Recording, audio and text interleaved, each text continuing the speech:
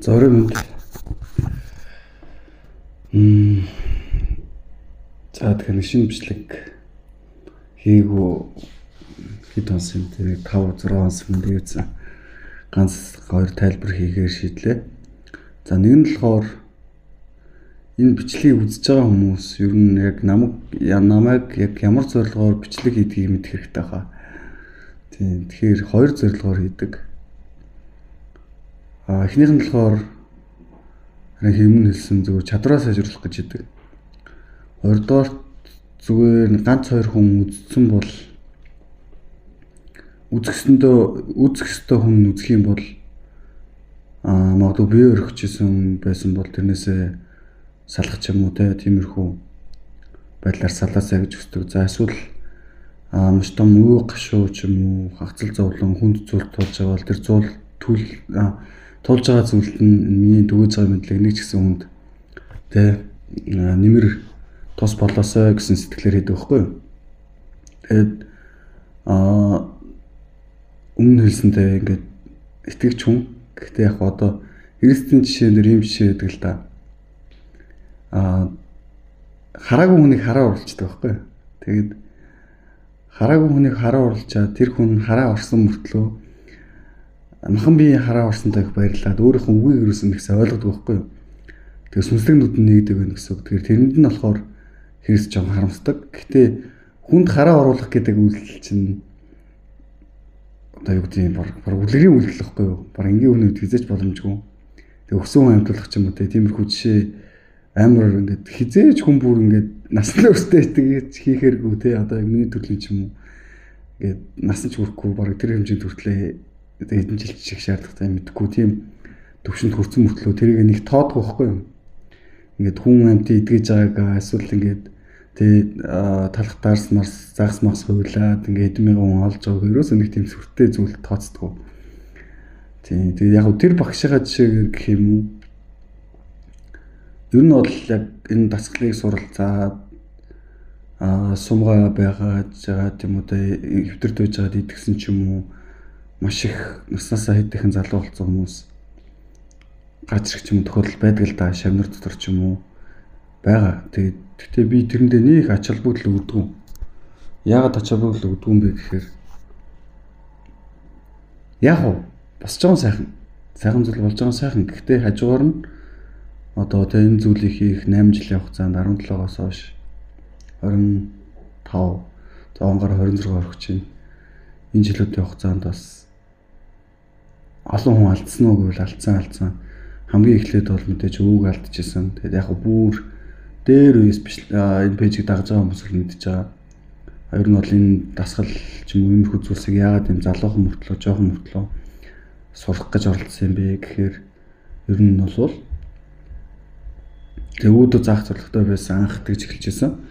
Тэгээд яг нэг дахин ярьж байгаа нэг өөрийгөө өөгөө хайрладаг лаг хүн гэж харуулах гэж байгаа биш. Би тэгтээ нэг тийм сайн ач ч юм уу ач зээ ч юм уу сайн хүүхэд гэж нэг өөрийгөө тэр жишээн дээр бас сайн хэлж чадахгүй байх. Гол нь ер нь бол тийм сэтгэлээр бол эхэлжсэн нь бол энэ бол үнэн. Тэгээд тэр явцдаа энэс хойш за би өөрөө болон миний эргэн тойрны хүмүүс тэгээд найз нөхд дотроос ч юм уу аав ээжигээ алдах маш олон хэцүү зүйлсүүд байдаг. Тэр болгонд нь би мэдээж яг бурхан биш учраас тусалж чадахгүй. Адилхан хүн, адилхан үйлнэ. Сайндаа л би нэг уйлж чадна, араас нь нэг сэтгэл санаа дэмжих гэж оролдох байх. Гэхдээ чадахтаа чадна, чадахгүй. Тэгэхээр яг та нарын туулж байгаа зовлонгууд надад ч гэсэн байгаа. Гол нь юу гэж бодд юм бэ гэхээр одоо жишээлбэл би өмнө жил илүү бичлэг хийж байхдаа хэлжсэн те. Маа нэг найз залуу байдаг. Тэгээд унтчихтаа сэрээгүй. Яг би нэг хүний үхлээр тавлж юм уу байн гардаг нь тэр хүнийг нэг өндийлэх гэдэг тиймэрхүү бодол надад байдаг байхгүй. Зөвхөн ер нь тэр жишээ миний дотор байн бодогддог жишээ болохоор хэлж байгаа. Ер нь ингээд өдөртний удаа ч юм уу эсвэл хүнд үед ч юм бодогддог байхгүй. Тэнгууд нэг юм согтун сэтгэлэнэж ярьж байгаа юм шиг бичлэг болчихлоо. За яхаа. Гэтэ ер нь бол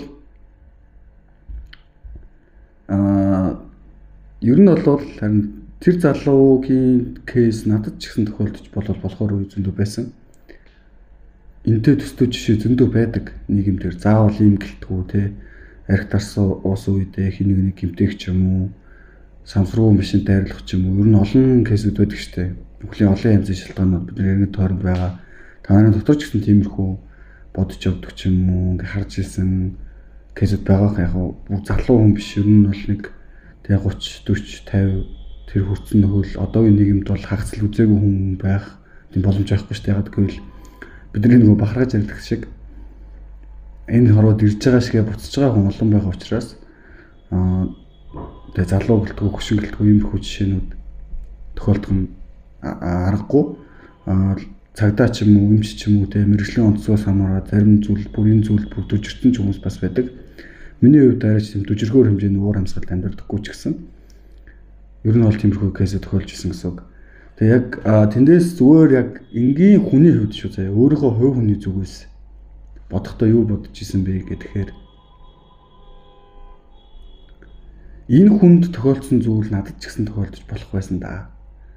Энэ хүний миний одоо мэддэг мэдлгүүдийн нэг сүртэй мэдлгүүд биш те бол нь бол яг том багш нартай харьцуулбал ер нь зорж байгаа зүйлс нь сайжуд бол одоо ингээд байнга яриад ивэл зарим хүмүүс нь залхдаг гэж магадгүй. Тэгээ бодлоо өөртөө үйд сурах, сүнсээ бидээ суулгаж сурах, эрэг байд сурах ч юм уу. Тэгээ биеийн бүтцээ ойлгох ч уул нь бол би анх сургаж тэр одоо ч бодоход аль ч талаасаа бодоход тэгээ багш нартай харьцуулж өөрийгөө нэг бодоход нэг гол нэг сайн биш. Хоёрдугаар би өөрөө анх амар зорилгоор ямар өндөр ранкаар ихсэн бэлээ те.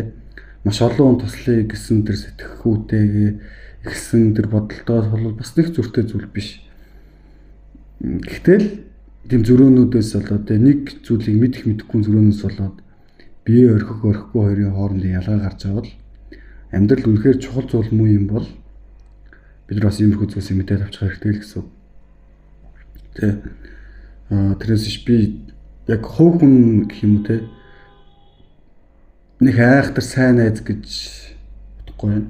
Гэтэ нэг муу найз байгаасхээ бүр голгүй муу найз бол биш баг. Аав ээжийнхээ хувьд ч гэсэн хүүхдийн хувьдэр сайн байгаа гэж мэдэхгүй байна. Гэхдээ ямар ч гэсэн зорьсон зүйлдээ тууштай явж байгаа. Тэгээд ер нь бол маш олон зүйлийг бодож байгаа. Боддож эхэлсэн угаасаа. Тэгээд одоо миний ер нь бол багасаа хийж ирсэн үндсэн хоёр л ажил байдаг. Нэг нь ярих, нэг нь бодох. Гурав дахь нь унших. Энэ гурвыг хийдэг. Тэгээд одоо болохоор яг унших гэхээсээ илүү унших бол харин тэ нэг итгэжгүй юм чинь Библи мэдээж уншина. За тэгээд ер нь бол сүүлийн мэдлгүүдээ видеогоор ч юм авах магадлал ихсэн. Тэгээ ер нь бол миний яг бодож байгаа хоёрдугаар бодлого юм бэ гэхээр тэнд сууж байгаа тэгээ нэг улаан дэлтэй төвдөд 20 жил сураад ирсэн ламаас илүү зүгээр энд байгаа одоо миний үздэг сошиалууд одоо жишээлбэл хэм бохгүй юм. Би чинь тэр үед Жаныг үздэг байсан. Одоо тэгтээ Жаныг үзэх болсон. Зарим таньдаг байх. Одоо болохоор би Идротыг бас аяа үздэг. Ер нь ярианыхан хэм маяг нь жоохон хүнд сэдвийг яриа л идэг. Гэтэ тэр хүмүүрийг голдгүй хүмүүс муулаад идэг. Тэ ингээд юу гэдэг нэг харь үндэстэй соёл сурчилсан монголоор зөвөрж чадахгүй гэх юмчлэн ингээд энэс эхлээл цаашаа зөндөө муусаар л идэг. Гэтэ тэр хүн хийсээр л байдаг. Яг салбар нь минийхээс өөр бизнесийн салбарын чиглэлийн контентууд хийдэг. Миний анханасаа эхэлсэн контент ч юм болохоор уртнаас эрүүл мэнд, хүний амьдрал, тэгээд бодлын энерги хуйлууд, орон зай хуйлууд, анзаардаг мөртлөө анзаардаг зүйлсүүдийн тухай хийдэг л те анхны суурь нь. Тэгээд цаашаа дэлгэрүүлээ ярил зөндөө юм байна. Хувь хүний амьдрал ч юм уу, засал нийгмийн тухай ч юм уу, тогтолцоонууд ч юм уу, гэр бүлийн тухай ч юм уу маш олон сэдвүүдийг хамардаг шүү дээ. Гол нь энэ дээр нөгөө нэг хийж байгаа зүйлсээ л хийж л байгаа байхгүй юу? Ингээ ярьж ирсэн, бодож ирсэн, тэгээд тэргээл хийж байгаа. Тэрээс би одоо яг гомдлох утгаар биш. Нэг ямар мэдрэмжүүд байдаг вэ гэдэг тухай ярих гэдэг. Тэгэхээр биний хувьд яг зорьсон зорилгууд нь нэлийн том үзгүүдтэй байдаг учраас одоо болж байгаа амжилтуудтай нэг жоохон бүр амар их сэтгэл хөдлөлтөөр нэг баярлаад нэг байдгүй л дээ. Тэгээд ер нь яваандаа тэр зүйл рүү явахын тулд одоо тий үнэхээр одоо энэ түгэж байгаа соёлууд дэлхийн нийт Монгол орн дээр үнэхээр түгээд одоогийн яг миний мэдж байгаа зүйлсийг Тэгээ нэг ч гэсэн хүн мэдээ цаашдаа нэг нэгээрээ мэдгүй бас олуулаа мэдээд авчаасаа гэсэн хүсэл дотор л хийж байгаа. Ер нь бол их гэлтгүй баг гэлтгүй сошиал контент хийж байгаа хүмүүс зарим нь бол яг богино хугацаанд хандлт авах зорилгоор хийдэг гэж магадгүй. Миний тохиолдол болохоор үзээд нэг хүнд ч болтгоо хүрээд за тэр хүрсэн хүнд нь энэ мэдлэг тэр хүнийг бие орхиж исэн хүнийг бие орхиулахгүй болгоч магадгүй залуу гэлтгүй хөшмөлтгүй. Тэгээ дээрэс нь би бас найзуудтай хүн эсвэл хүмүүс алдаж байгаа хүн тэднэрт сайн тулч чаддгүй ч гэсэн ядаж тэрний эсрэг тэг ханхуу эсрэг зүгээр ядаж нэг ганцлаа хасаач ил гэсэн сэтгэлээр нэг хийдэг. Зүгээр эсвэл залуу хүн учраас өөрийгөө чадваржуулъя л гэсэн зорилготой байдаг. Тэрээс биш харин саяхан би бас нэг найзуудтай хэлжсэн. Тэр яг үнэлтэй би болчмоор ер нь яах гэж байгаа ингээд уур хөрмөр ч юм уу шантармаар үе зөндөө штэ. Тэгээ хүмүүс одоо ингээд гой хандах хүмүүс байна. Энэ хийж байгаа зүйлсээс болоод надаас зай авах бүр тэр нэг их тэмдрэгдэх хүмүүс байдаг байхгүй юу? Өөний нөгөөх гээд ингээд тэ ойрын хүрэл дотор ч юм уу ингээд дайжих тэ ингээд иймэрхүү хандлагууд аюу их мэдрэгддэг. Тэгээ тийм хандлагуудаас болоод болчих гэх хайшийн тэгээ үтсэн эхнээсээ зорсон зүйлсээ тасралтгүй гэсэн зорилгоор л иймэрхүү бичлэгүүдийг хийж байгаа. Тэгээ үтсэн бичлэгээр хондоо хальт харуулах гэдэг чинь тэ нэг хоёр шиг ном байгаа. Энэ хоёроос ихсэн. Тэгээ цаашаа яг 3 4 дэх ном болоо явцсан. Тэр нь болохоор нэг нь 4 дахь нь даваагийн хамгаалах нууц. 3 дахь нь хорны йог энэ төр гэдэг. Тэгэхээр тэр хоёр бол яг ихний номнууд нь биш, гол зорилгонд биш, зүгээр дагалдангууд нэгсэг. Тэгээ тийм байдлаар тэгэд ер нь нэг иймэрхүү жижигхэн зүйлсийг тэ сэтгэл зүйн хоосрол гэдэг зүйлийг мэдчих юм бол хүн шорон цухаас өмнө ч юм уу модалцаас өмнө ямар нэгэн зүйлсээс өмнө алдааг бага хат анзаарчих юм бол тэр чинь томрохгүй шүү дээ. Тэ одоо аллах үлдэж байгаа хүн ч гэсэн анхандаа халуурчин байгаагүй л байхгүй хүүхэд байсан. Тэгээд тэр аллах үлдэх сэтэл хоосрол гэдэг зүйлийг ерөөс удирдах чадахгүйсээр гоод нийгэмд бол харамсалтай жишээнүүд байдаг. Тэ одоо ингээд их нөхөр модалцаад нэгнийхээ амьд хүрэх эсвэл дахиад амиа хорлох ч юм уу. Энэ бол гэхдээ яг ярмааргүй жишээнүүд мөртлөө ер нь байдаг жишээнүүд байхгүй. Тэгээд дахиад хэлж штэ би ер нь бол тэр жишээнүүдээс их хол амьдрдаг маягийн хүн мөртлөө л надад сонсогддог мэдрэгддэг миний ойр доорны хүмүүс дотроос тиймэрхүү кейсүүдтэй гарч ирэх тохиолдол байна. Тэгээд ингээд бодохоор энэс ч илүү хатуу нийгэм, хатуу хүрээлт амьдардаг хүмүүс дотор эсвэл анзаардаггүй бид нар анзаардаггүй зүхтаагаад тэ ингээд явдаг мөртлөө нийгэмд бас болохгүй бүтэхгүй байгаа зүйлсүүд зөндөө байдаг гэж магадгүй. Тэр хүмүүст ч гэсэн одоо жишээл эрүүл бай гэсэн чинь мөнгөгүй хүн байж болно. Би бол тэр мөнгөгүй зовлонгоос сайн ойлгож магадгүй. Яагаад гэвэл анх эхлэлдээ бол өдөө өссөн, шороо идэж өссөн. Тэгээ олон хүүхдтэй айлын хоёр дахь хүүхд манай аав ижил яг ямар дутааж байгаагүй. Гэхдээ мэдээж яг баян айлын ангилд байгаагүй.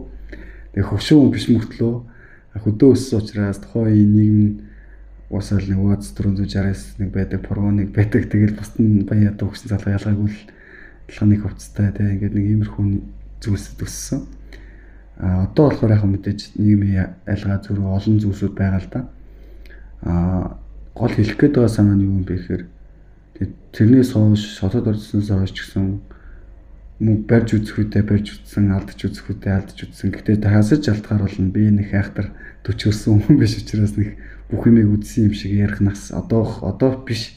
Харин шантралгүй оролдох нас тэгээ жоохон зөв зоригоор өөрийгөө живүүлэх нас баг.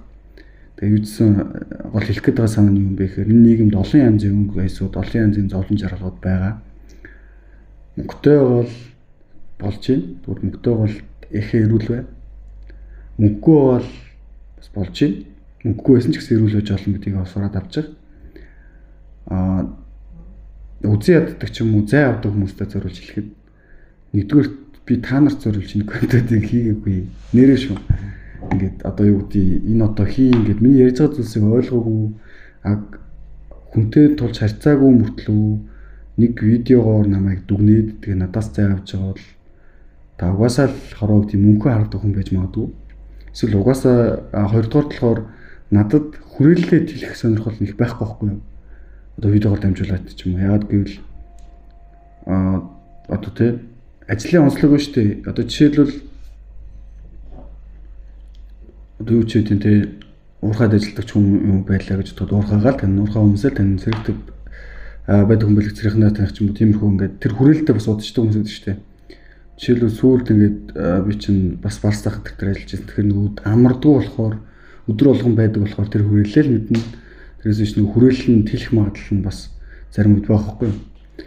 Миний хувьд болохоор одоо ажлууд ингээд олон янзын нөхцлүүдээс болоод ер нь бол хангалттай олон хүрээлэлтэй байдаг. Найз нөхдийн тооны хувьд ч тэр ер нь бол энгийн хүнээс бол хамаагүй олон таньдаг хүнтэй гэсэн үг.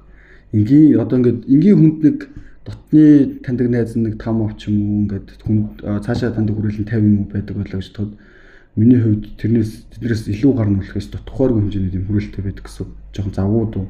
Тэгэхээр нэг амар видеогоор дамжуулж нэг хүн амтантай ахтар танилцъя гэсэн нэг зорилго байдаг. Өмнө хийжсэн зүйлсүүдийг яаж исэн бэ гэхээр ер нь бол харин өмнөлжсэн би хүмүүсийг хэмжих гээд байна. Хүмүүсийг яг монголчуудыг ямар үгүй мэдэх гээд байна. Тэгвэл би өөрийнхөө норон зай дотор амьдраад ахаар миний ярьж байгаа зүйлс бодож байгаа бодлоод энгийн амьдралаас жоохон хол болчих гэдэг юм санагдсан.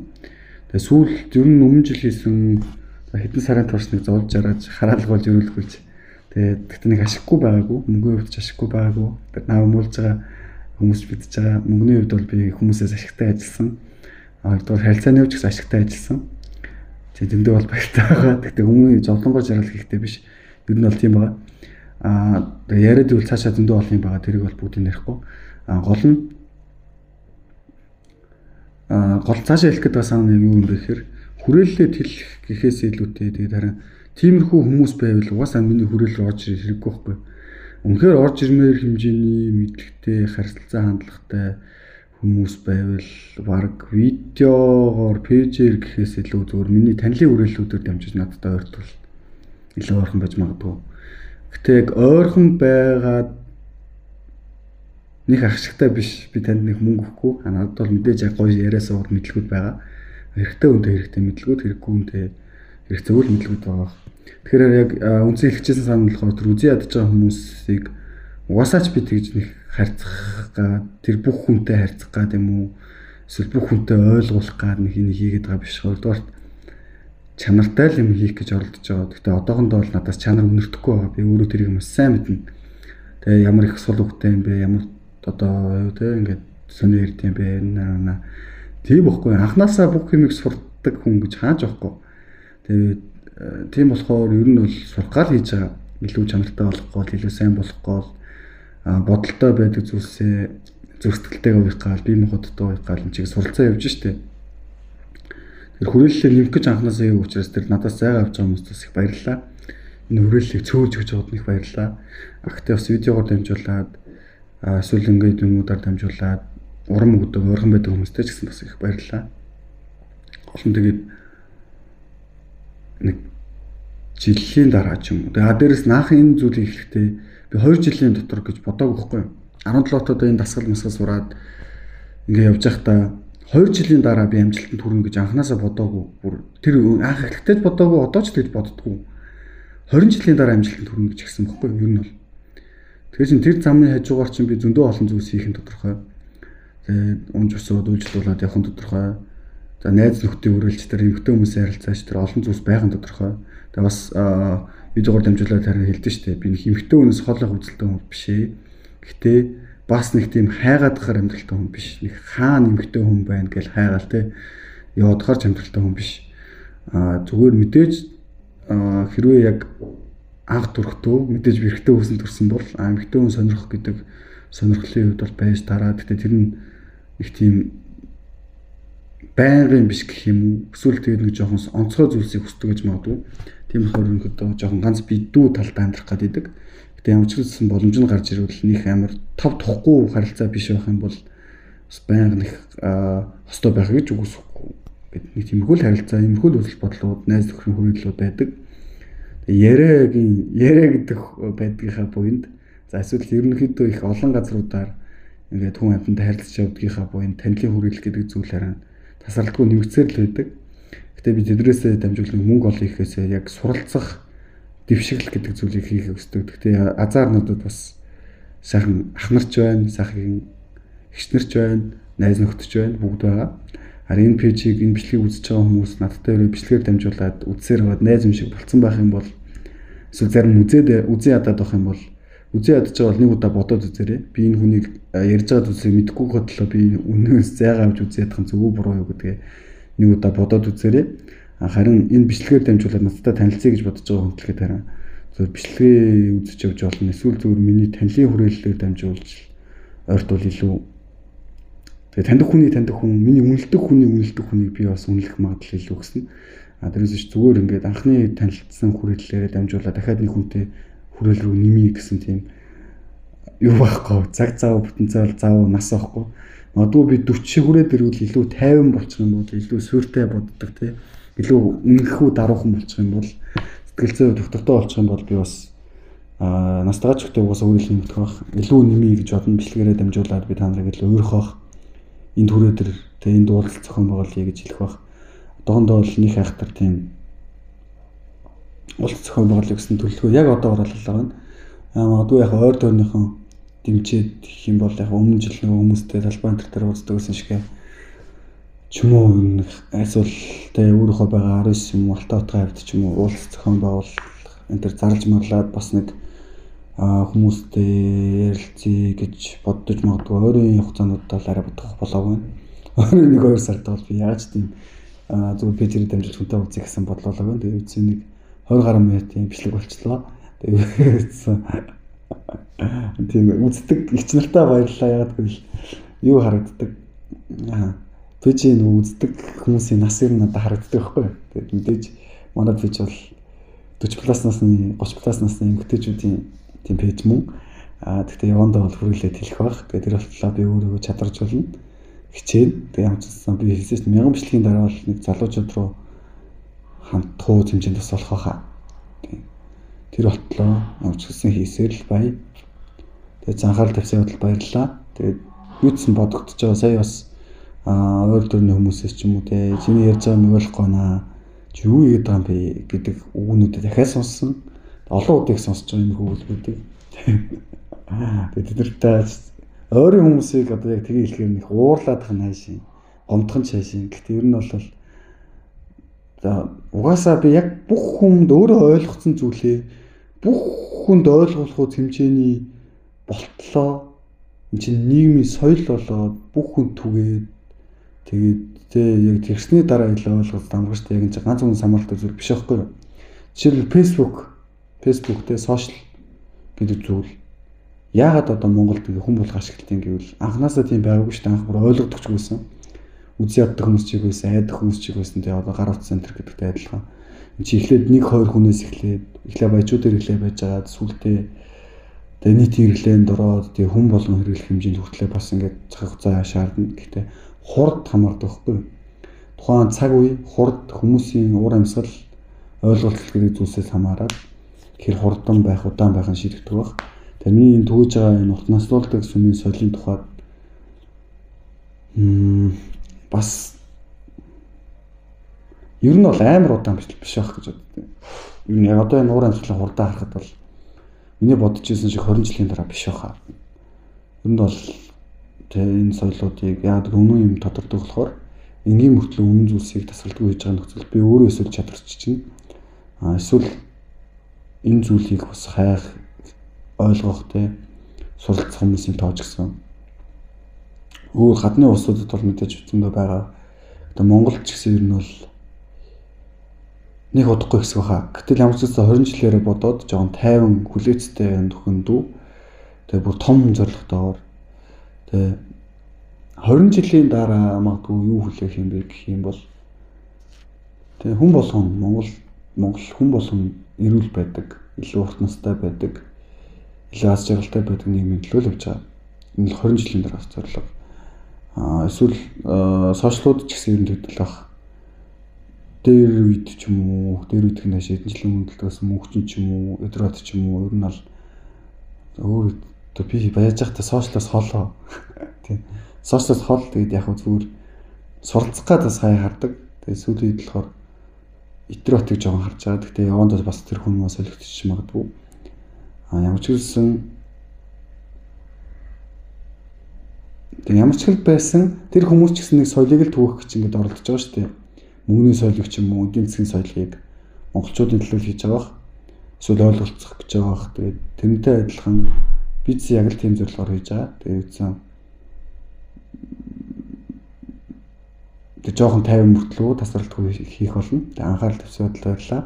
25 минутын бичлэг жоохон өршөө хэцүү санагдсан ч гэж магадгүй. Гэхдээ хамаагүй заримтай үнж FM-үүд үнж дагагч нар бас байдаг. Тэр хүмүүс нь ч гэсэн үзсэн бол яг хөвгнийхэн тухай жоохон ч ойлголт авсан байх гэж бодож байна. Тэгээ анхаарал тавьсан баярлалаа. Бас нэг юм суучлахгүй. Тэр нь болохоор тэгээ ингээд ажлуудын хажуугаар хийчээд жоохон чанаргүй болсон ч хамаагүй хаяа оруулцдаг. Тэгээ уусаа одоохондоо би өөрөө пиж нэг амар чанартай болгохыг сайран бодлого байгаа. Мянган бичлэгийн дараа л үнэхээр яг чанар руу илүү анхаарна. Тэр болтлоо зүгээр л тасралтгүй суралцсан, ичин, унан, уйлна, бодно, дахиад ална, дахиад суралцсан. Энэ л зарчмаар явах бол анхаарал тавьсан баярлалаа. Бүгдэнд амжилт хүсье.